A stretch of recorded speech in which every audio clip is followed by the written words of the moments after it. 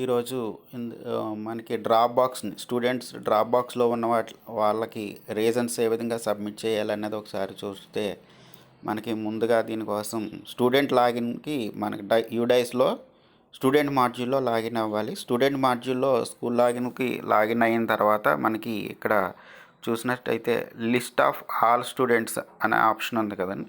ఈ list of all students దగ్గర click చేసినట్లయితే చూడండి, ఇక్కడ active student, drop box students, inactive students ఇలా వస్తుంది.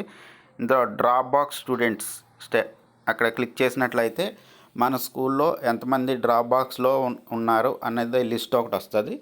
ఆ లిస్ట్ వచ్చిన తర్వాత మనకి ఇక్కడ డ్రాప్ బాక్స్కి ఏంటి రీజన్ పెట్టదలుచుకుంటే ఇక్కడ టిక్ మార్క్ చేయాలి.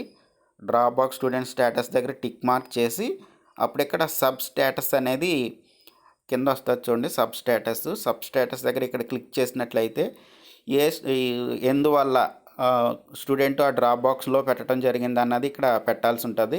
Move to other mode of study, mark drop out, migration reason, due to progress activity, marked inactive, ఇలాగ ఇవి డిఫాల్ట్గా ఉంటాయి. ఈ డిఫాల్ట్గా ఉన్న దాంట్లో ఆ స్టూడెంట్ ఎందుచేత డ్రాప్ బాక్స్లోకి వెళ్ళడం జరిగింది అన్నది ఇక్కడ పెట్టాల్సి ఉంటుంది.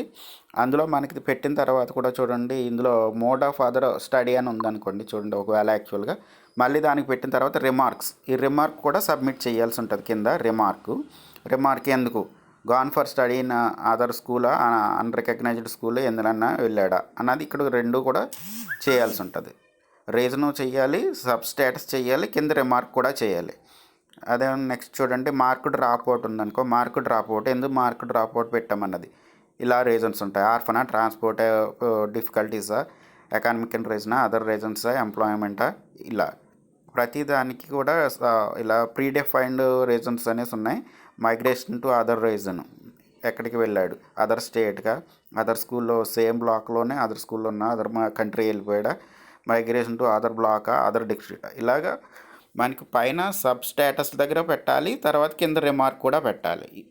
ఏ స్టూడెంట్కి ఏ రిమార్క్ పెట్టామన్నది కూడా నోట్ చేసుకుని ఉంచుకోవాలి. ఇలా రిమార్క్ పెట్టి అప్డేట్ చేయాలి. ఇక్కడ ఇలా రిమార్క్ పెట్టి అప్డేట్ చేసిన తర్వాత మనకి ఏ స్టూడెంట్కి ఏ రిమార్క్ పెట్టారో మీరు ఒక దిక్కున నోట్ చేసుకోవాల్సి ఉంటుంది. ఇలా నోట్ చేసుకున్నది కూడా మళ్ళీ మనకి లింక్ ఒకటి పెట్టారు కదా మనకి స్ప్రెడ్షీట్, ఆ స్ప్రెడ్షీట్లో కూడా ఆ రిమార్క్ అప్డేట్ చేయాల్సి ఉంటుంది. ఇక్కడ ఏమైతే రిమార్క్ పెట్టారో ఆ రిమార్క్ని అక్కడ కూడా మనకు స్ప్రెడ్షీట్లో కూడా అప్డేట్ చేయాలి. దానికోసం అనేసి మనకి ఇక్కడ ఏ రిమార్క్ అయితే పెట్టామో ఆ రిమార్క్ని నోట్ చేసుకుని అక్కడ మనకు ఆ స్ప్రెడ్షీట్లో కూడా అప్డేట్ చేయాల్సి ఉంటుంది అన్నమాట.